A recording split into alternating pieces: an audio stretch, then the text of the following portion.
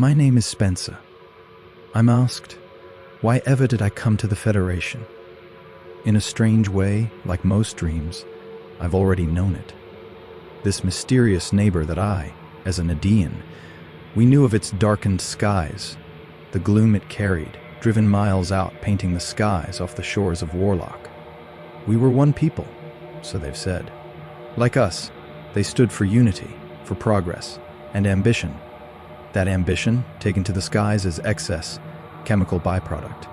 They seemed choked in their quest to bleed the planet of its resources. The tide as far as Port Pegasus, seeing its decay.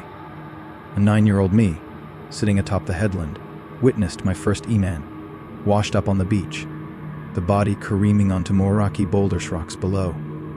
A man, silently delivered by the sea, half turned on his side, the waves thinned and foamed. He wore what I could describe as dark all-weather coveralls, its fabric swollen, sand straked, clinging to the jagged barnacles surviving on the blackened rocks. His skin, grayed, rotted, disfigured and bloated, inflated almost as his pockets, trapped with air, or full of content. The familiar patch of a Federation industry visible on his left sleeve. A nightmarish memory to most, sparking my obsession with this mystifying neighbor. This lived with me. I was met with the vibrant lights of the city, my first glimpse of Xena V. A quiet, solemn arrival. Myriads of pedestrians making their way through the bustling streets. The skies above, blanketed by a near infinite plume of pollution.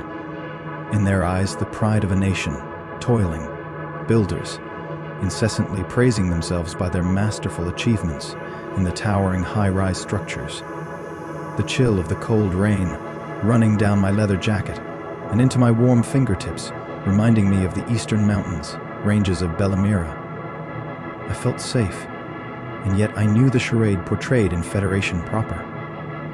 The furnaces of the Badlands burning with sin only 50 miles south. Evil that thrives in the cracks of a society too exhausted to care. Its citizens learning to look the other way. Across the gates of Eterna 2, the gangs rule. There, the people move through the streets with resigned understanding that theft, corruption, and violence aren't aberrations. They're fixtures. Now, do not misunderstand. It's not that they are bad people, they're just tired. Tired of reporting to blind authority, tired of hopeless battles. Yes, within the Federation there exists two extremes. The arm of the law, bringing its hammer on an obedient citizenry, and the forgotten, denizens living in the wastelands outside the fringes of corporate enforcers. That would be the military. Every which way, the pollution hangs, like a second skin. I can taste it. Metallic, stale, birthed by factories that never sleep, rivers curved by the very society that abandoned them, looking dark and lifeless. The sky begging for a sun, caughty in darkness, lit by the propagating messages of LED screens and businesses below. There's something, even in all this, that I can't seem to escape. I'm bound by the complexities and mesmerized by its decay. The citizens consumed in apathy, the community polite, moving about with the rhythm of everyday life. Sure, they'll talk to you, they'll welcome you, they'll invite you for a drink, and they'll shrug at the problems outside the Federation. There's the new coalition of nations. Then there's the Federation. Meanwhile, they hold a sense of gratification for their natural allies in the Way-Sun cooperation, as well as my own country, Nedea. Maybe that's why I came. Not because there's fixing, or because I'm to believe herein exists something better.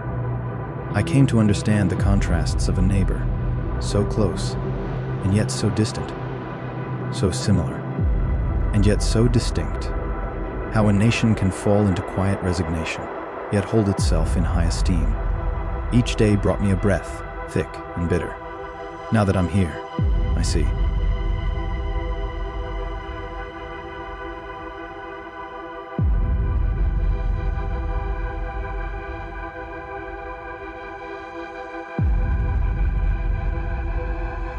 I see the Federation of Nation M isn't just a place. It's a warning, a mirror. It's a story, And the flag of my native Nedea flies just the same here. Maybe that's why I will never look away.